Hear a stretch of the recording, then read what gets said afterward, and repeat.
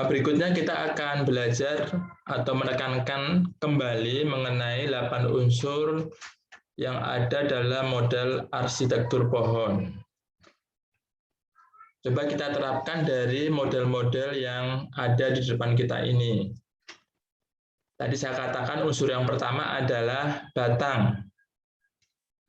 Di batang ada unsur monopodial atau simpodial. Holtum, corner, Chamberlain, inilah perwakilan dari monopodial. Artinya, batang utama berjumlah hanya satu, termasuk juga Petit, Aubreville, Fagerlin, kemudian Scarron. Stone di sebelahnya, serta Rauch dan Atims. Di bawah masih ada Massard sama Rauch. Unsur yang pertama adalah apakah batang monopodial ataukah simpodial. Mohon diingat-ingat. Kemudian yang kedua, tadi sudah saya sampaikan, dari batang kita juga bisa belajar bagaimana pertumbuhannya. Apakah dia tumbuh secara terus-menerus alias continuous ataukah berirama yang biasa disebut ritmik. Holtum, corner, dilihat dari gambarnya seakan-akan sama. Seakan-akan sama. Karena tidak ada beberapa gambar lain di antaranya. Coba bandingkan dengan Rauch. Dengan Rauch. Scarron. Sama-sama monopodial, tetapi pada Scarron dan Rauch ini ada gambar 3 garis mendatar. Ada gambar garis mendatar pada tempat di mana percabangan itu muncul. Ini pertanda bahwasanya pertumbuhannya adalah ritmik. Ada fase berhenti dari pertumbuhan batang, di mana batang kemudian membantu pertumbuhan cabang untuk ke samping. Pertumbuhan yang ke atas, apikal, itu berhenti sejenak.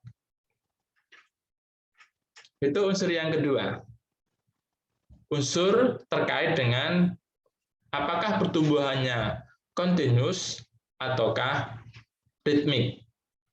Kalau yang pertama, saya ulangi, apakah dia satu batang utama ataukah memiliki beberapa batang utama.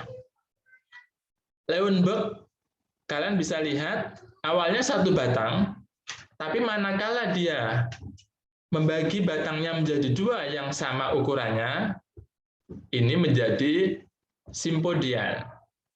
Menjadi simpodial. Kalau ukurannya besar salah satu, tetaplah monopodial. Kalau sama terbagi 2, ukuran diameter batangnya menjadi simpodial. Baik, kembali pada nomor 2, pertumbuhan. Pertumbuhan batang ritmik dan continuous. Kalian bisa bandingkan antara Holtum corner dan yang sejenis lainnya pada gambar ini dengan yang tadi saya tunjukkan Scarron dan Rauch. Nanti untuk detailnya kita akan belajar pada tatap muka berikutnya. Unsur yang ketiga adalah pada ujung batang. Pada ujung batang. Ketika di ujung batang terjadi pertumbuhan generatif, muncul bunga, kemudian buah, itu akan dilihat apakah batang ini atau tumbuhan ini tetap hidup ataukah kemudian mati. Coba lihat Holtum, Chamberlain, kemudian Bell. Coba fokus yang di atas, Holtum dan Chamberlain. Ada bunga di ujung batang. pada kasus Holtum, ketika bunga keluar, kemudian diikuti dengan buah, setelah selesai buah, tumbuhan akan mati. Nah, sebaliknya, pada corner, ketika batang utama ini mengeluarkan organ-organ generatif, bunga dan buah, tumbuhan tetaplah hidup. Tumbuhan tetaplah hidup. Itu unsur arsitektur yang ketiga. Baik, yang keempat saya ulangi lagi pada percabangan. Arah percabangan apakah plagiotrop? Kita lihat di sini ada Prevost, plagiotrop, Fagerlin, Aubreville, Petit, dan sebagainya yang arahnya mendatar. Plagiotrop versusnya adalah ortotrop yang arahnya percabangan itu walaupun dia keluar di samping, kemudian dia menuju ke atas. Arah percabangan ortotrop. Yang kelima, unsurnya adalah pada pertumbuhan cabang. Apakah cabang tumbuh terus?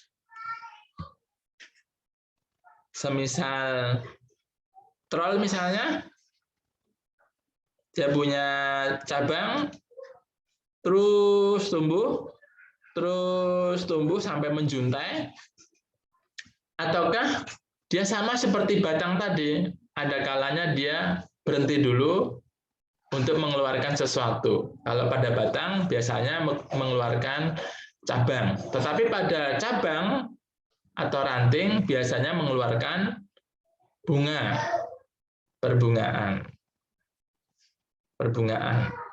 Misalnya pada Aubreville, dia keluar rantingnya, set, apakah dia berhenti ataukah tetap tumbuh saja, seret gitu. Nanti untuk detailnya kita belajar pada tatap muka berikutnya. Saya hanya menekankan unsur-unsurnya dulu pada hari ini. Ini sangat penting dan kalian supaya punya perhatian pada hal-hal ini, karena ini menjadi 8 unsur arsitektur pohon.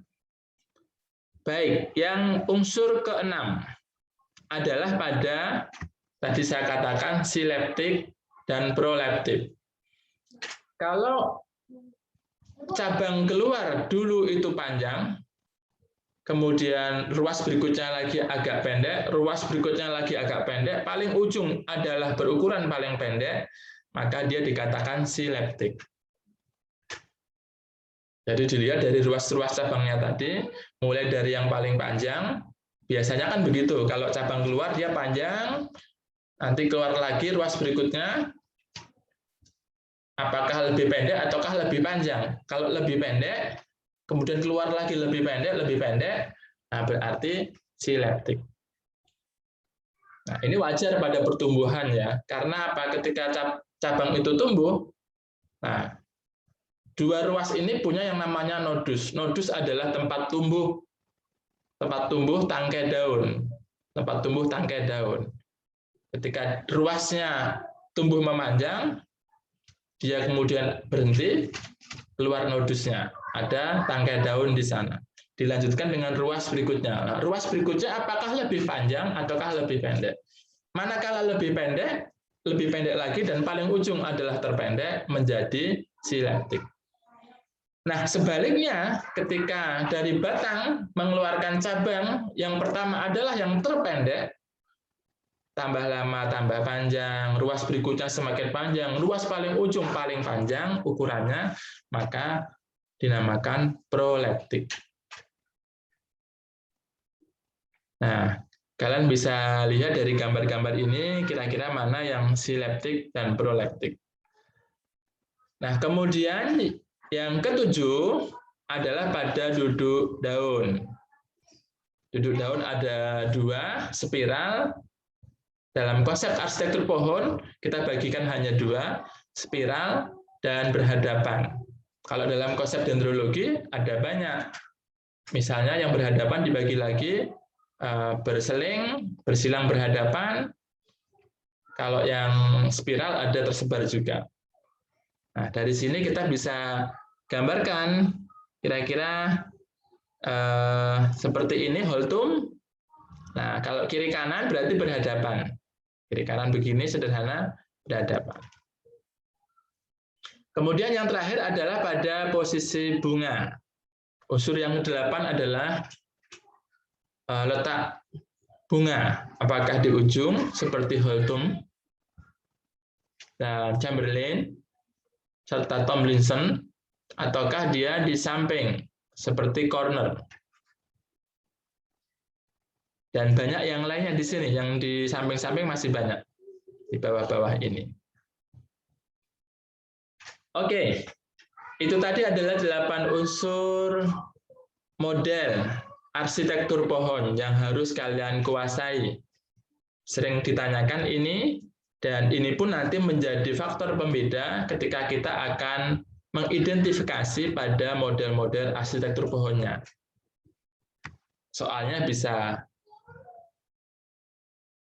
ada sketsa seperti ini, kalian diminta untuk menunjukkan contoh jenis pohonnya, atau kalian menjelaskan unsur-unsur arsitekturnya seperti apa. Bisa seperti itu. Baik, sampai di sini barangkali ada yang ingin ditanyakan, disilakan. Dipersilakan kalau ada pertanyaan.